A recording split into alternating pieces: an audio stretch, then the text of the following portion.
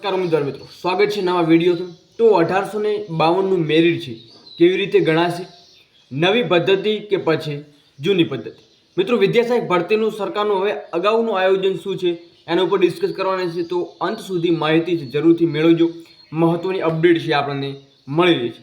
હવે મિત્રો વાત કરીએ તો કે સરકારનું જે કહેવા પ્રમાણે ભરતી હતી એ નવા નિયમો પ્રમાણે 2750ની જાહેર કરવાની એમની માંગ છે એ જોવા મળી રહી હતી, પરંતુ આ જે સરકાર દ્વારા 1852 પૈકીની જે 2700માંથી ભરતી બહાર પાડવામાં આવી છે, જેમાં અલગ માધ્યમમાં જેમાં ગુજરાતી માધ્યમમાં ભરતીની જાહેરાત હજી સુધી જોવા નથી મળી।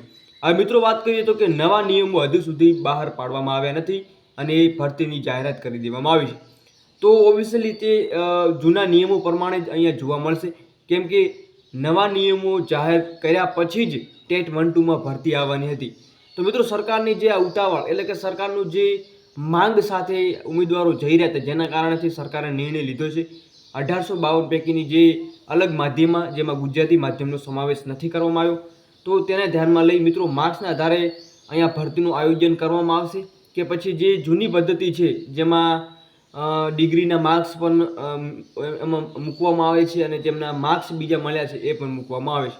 પરંતુ મિત્રો, ટાટટેટના ઉમેદવારો છે એ જે ડિગ્રીના માર્ક્સ છે એ આધારે નહીં પરંતુ ગુણના આધારે અહીંયા મેરિટ બનાવવાની માંગ કરી રહ્યા છે। નવા નિયમો મિત્રો હશે તો એ ગુણ આધારિત રહેશે, પરંતુ જૂના નિયમો છે એ જૂની પદ્ધતિ પ્રમાણે જ રહેશે।